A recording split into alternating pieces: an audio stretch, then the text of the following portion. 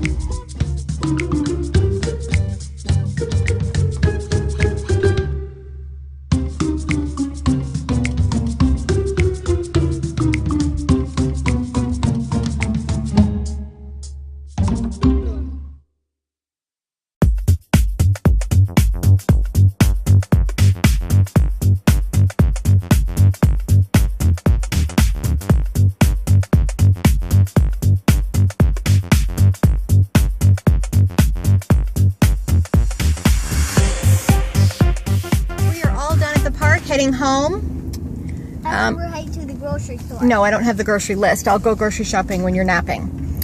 Oh. And can you see that gave me some stuff? Yes, I'll see. And at the park, I experienced a whole new level of helicopter parenting. Wow. Now this term, you know, of course, parents who like to hover over everything their kids do. I get it in some cases, I do. I mean, I don't want my kids getting, I don't want them getting hurt, but they're going to get hurt. And all I heard, don't climb up that, you might fall. That's too high, don't do that. Oh, wait for me, let me help you get down. And these are not kids who really aren't old enough to be doing any of these things. These kids are toddlers. I mean, to me, anything over the age of 2, they should be able to do it, but that's just my opinion. I mean, I think even younger. If your kid can walk, they can climb up a ladder to go down a slide. But instead, we have made virtual pain-proof playgrounds, or as I like to sometimes call them, lawsuit-proof playgrounds, with items that the kids really can't get hurt on. And again, it's not that I want my kids to get hurt. That's not it at all. It's just we're creating these soft kids, which in turn are going to be soft, wimpy, useless adults with absolutely no confidence. And as parents, we're the ones creating that. And then some of them want their kids to go play sports, like in high school or junior high, middle school, whatever.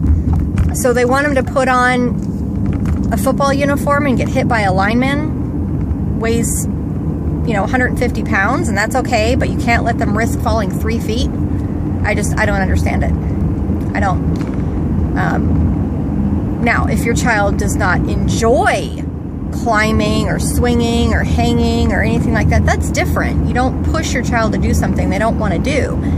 But if they want to try it, you instill the confidence in them and you say, hey, you know what?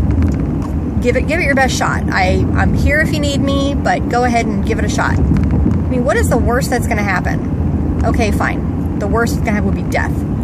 And I'm not sure there's a whole lot of examples of that, from a kid falling off of something that's plastic onto a ground that's foam and padded, where that's happened. So I don't know, maybe it's a rant, but I'm not understanding it.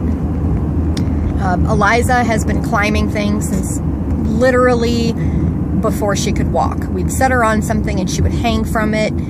She would jump down. I mean, she's not afraid of anything, of doing or trying anything. Gage is a little bit different. He's a little more cautious, but that's him. I don't push him to not be cautious. So half of these parents I'm listening to and I'm watching I think when you were their age, you were doing the exact same thing, and your parents didn't tell you not to do it, and you'd live to tell about it. So frustrating.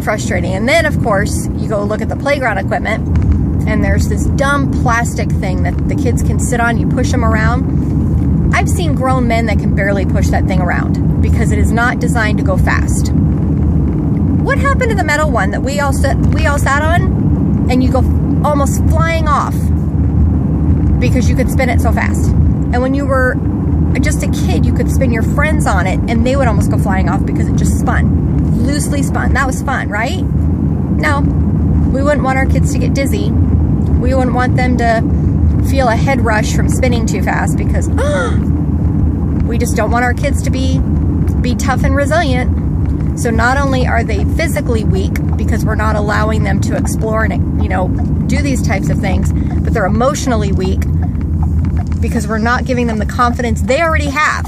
Kids already have confidence to do these things, and as parents, what are we doing? We're taking that confidence away and telling them they can't do it. That is unacceptable. So we are just about home, so I will end this here.